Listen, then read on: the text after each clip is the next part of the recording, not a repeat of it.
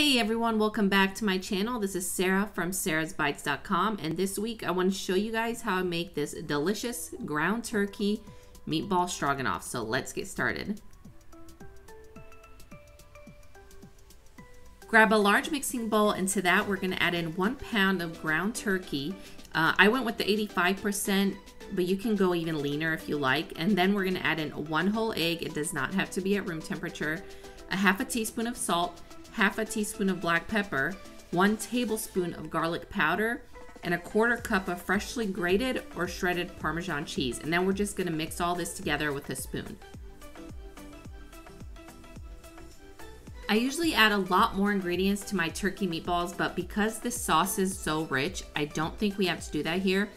That being said, if you do want to make turkey meatballs with a lot more flavor to them and you're going to end up skipping this sauce, I recommend you make our turkey meatball recipe. That's actually the most popular recipe on our channel and website. I'll link it in the cards above and in the description below, so go ahead and make those instead, because those do have fresh onion and garlic and breadcrumbs and stuff like that that'll give them even more flavor. Roll out your meatballs to whatever size you like. I went for bigger ones to have about 12 pieces, and then put them on a parchment lined cookie sheet, drizzle them with a little bit of olive oil, and then put them in the oven at 400 degrees for about 25 to 30 minutes. While our meatballs are in the oven, we're gonna go ahead and work on our sauce. So first we're gonna prep with dicing up 1 whole small onion, slicing 1 8-ounce package of mushrooms, and you can use any kind that you like, and mincing 2 whole garlic cloves. And if you're enjoying watching this recipe, please give me a thumbs up below and consider subscribing to my channel, as that does support my channel, and hit that bell notification button to be reminded anytime we post another recipe.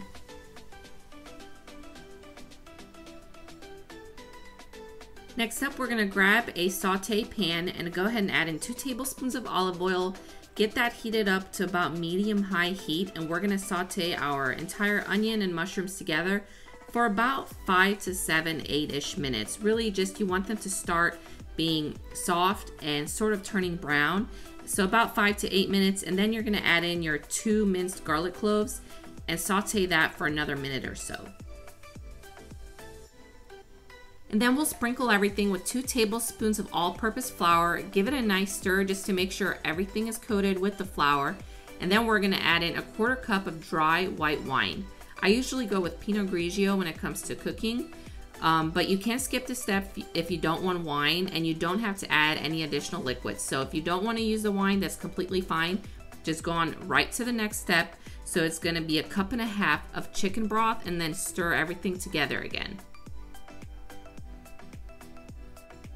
Next up, we're gonna add in 3/4 cup of room temperature heavy whipping cream, as well as 1/2 cup of sour cream on top of that, and start stirring everything immediately so you can mix it all together into the sauce. And I find it's best to take out your sour cream and heavy cream ahead of time, even before prepping your meatballs. Just take those out so they're not as cold when you mix them in with the sauce. And now add in 1 teaspoon of Dijon mustard, 1 tablespoon of Worcestershire sauce. Mix it all together, and then give it a quick try before you add in any more salt and pepper. I ended up adding another 1/2 teaspoon of salt into mine, but like I said, just give it a quick try because you may want to add some more of both of those. Let your sauce simmer for another 2 to 3 minutes to give it another chance to thicken up a bit more, and then add in your meatballs, stir everything together, and this dish is ready to be enjoyed. I like to serve my meatball stroganoff over some buttered egg noodles and then sprinkle some fresh parsley on top. You guys can also do mashed potatoes. That's a great option, or any other noodle type that you prefer, or even rice is a really good idea. But if you do give this recipe a try, please let me know in the comments below and how you liked it. And if you have any future recipe suggestions or requests, let me know that as well. And I will see you guys next week with the next recipe video. Bye.